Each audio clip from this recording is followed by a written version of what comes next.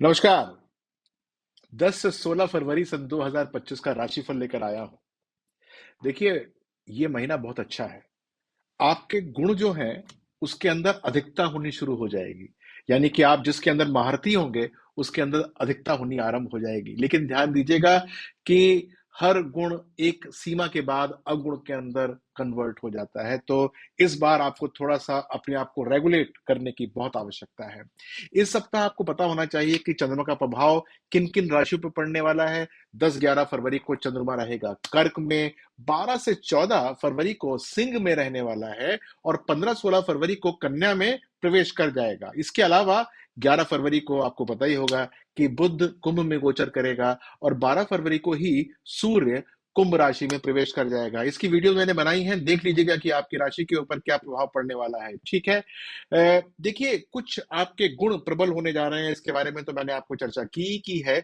लेकिन अगर आपने संतुलन नहीं रखा तो ये समस्याओं का एक कारण भी बन सकते हैं। आइए समझते हैं किस प्रकार से ये समस्याओं के अंदर कन्वर्ट हो जाते हैं। तो आरंभ करते हैं मेष राशि के साथ।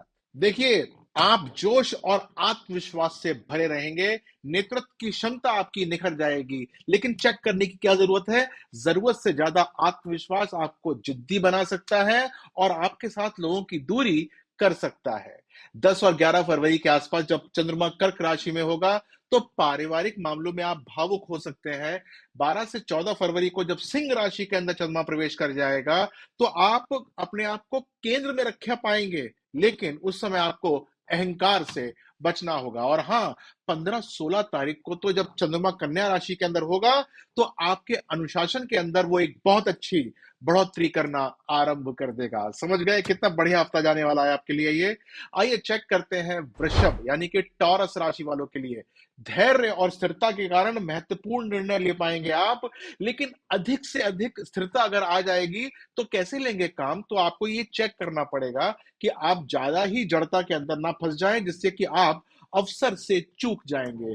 10 और 11 फरवरी को आपकी वाणी जो है वो प्रभावी बन जाएगी, लेकिन संवेदनशील हो सकती है। 12 से 14 फरवरी में चंद्रमा पारिवारिक मामलों में दखल बढ़ाना शुरू कर देगा, यानी कि नेगेटिविटी आ सकती है।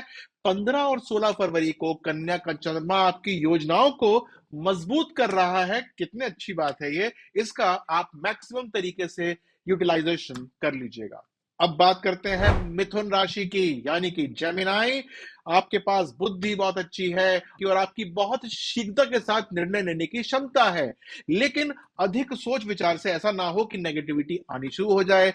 कर्क का चंद्रमा 10-11 फरवरी को वित्तीय मामलों में लाभ दे रहा है। 12 फरवरी और से लेकर 14 फरवरी को सिंह का चंद्रमा आपकी आत्मा की जागृति कर रहा है, लेकिन दिखावे से आपको बचना होगा।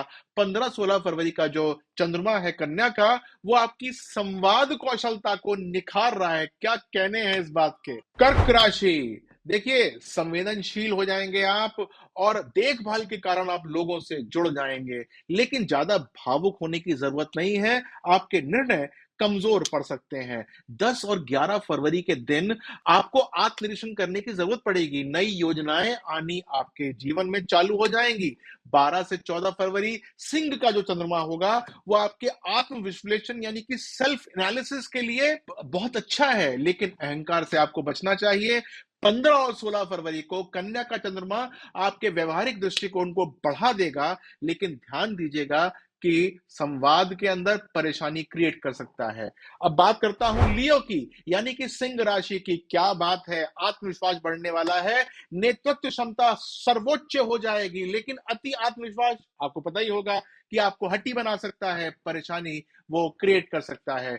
10 और 11 फरवरी को आपको आत्म संयम रखने की जरूरत है। आप फट पड़ सकते हैं, परेशानी हो सकती है। कन्या वित्तीय मामलों में ध्यान देने को कह रहा है 12 से 15 के बीच में, और हाँ, आप जो है सेंटर का कारण बन जाएंगे 12 से 14 फरवरी के बीच में, लेकिन अहंकार आ सकता है, उसको बचा के रख लीजिएगा। कन्या राशि, भाई आपकी जो टेक्निक्स है ना उसके अंदर इजाफा हो जाएगा, लेकिन बहुत अच्छे परफेक्शनिस्ट बनने की कोशिश मत कीजिएगा, आप दूसरों को असंतुष्ट कर सकते हैं। 10-11 फरवरी को चंद्रमा होगा कर्क में, आपको सहानुभूति के नए डायमेंशंस देगा। 12 से 14 फरवरी को सिंह का चंद्रमा कह रहा है कि अपनी ज्यादा प्रशंसा से आपको दूर रहना चाहिए, वरना आपके लिए नेगेटिविटी होनी आरंभ हो जाएगी। 15 से 16 फरवरी को आपकी राशि में ही चंद्रमा होगा, तो आपकी सारी की सारी योजनाओं को कार्यान्वित यानी कि निष्पादित कर देगा, यानी कि सही समय आपके लिए आ जाएगा ये। अब बात करते हैं तुला राशि की। भाई संतुलन और कूटनीति से हर समस्या आपकी हल हो जाएगी, क्योंकि आप निकालने में माहिर हैं। लेकिन जरूरत से ज्यादा चेक मत कीजिएगा, वरना क्या होगा कि निर्णयहीनता हो जाएगी, यानी आप निर्णय ही नहीं ले पाएंगे। आप बात समझ रहे हैं मेरी? 10 और 11 फरवरी को क्या होगा?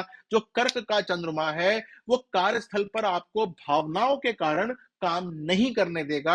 आपको ये कह रहा है कि ज्यादा प्रतिक्रिया देने से आप बचिएगा।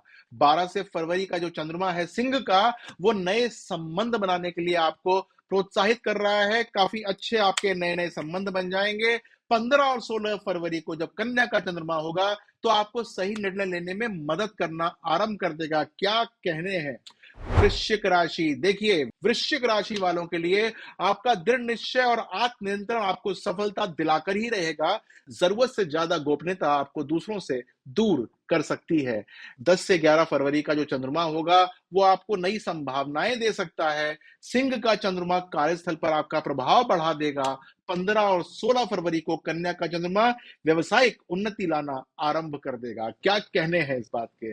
धनु सजिटेरियस, देखिए पॉजिटिविटी और खुले विचारों से नई नई चीजें आप सीखना आरंभ कर देंगे, लेकिन चेक करने की क्या जरूरत है? जरूरत से ज्यादा आशावाद आपको वास्तविकता से दूर कर सकता है। 10 और 11 तारीख को क्या होने वाला है कि भावनात्मक रूप से आपको स्थिरता रखने की बहुत जरूरत है। ऐसा ना हो कि आप इमोशनली कहीं पर बह जाएं। जब 12 और 14 में सिंह का चंद्रमा होगा, तो आपको ये नए नए अवसर देना शुरू कर देगा। और 15-16 तारीख का जब चंद्रमा होगा कन्या राशि के अंदर, तो आपको वो ये कह रहा है कि भाई अपनी योजनाओं के ऊपर फिर से एक बार चेकिंग कर लो। कुछ चीज कुछ ना कुछ गड़बड़ हो रही है, देखने की चेष्टा करना ही पड़ेगा। मकर राशि आपका अनुशासन लेकर आ रहा है, परिश्रम के अंदर सफलता दे रहा है। जो जो आपने नए नए स्कीम्स बनाए हैं उसमें पॉजिटिविटी आ रही है, लेकिन अत्यधिक अनुशासन नहीं होना चाहिए, वो आपको रूखा बना सकता है। कर्क का चंद्रमा 10-11 तारीख को पड़ेगा जो, उसमें वो कह रहा है कि पार्टनरशिप के अंदर संतुलन बना के रखिएगा।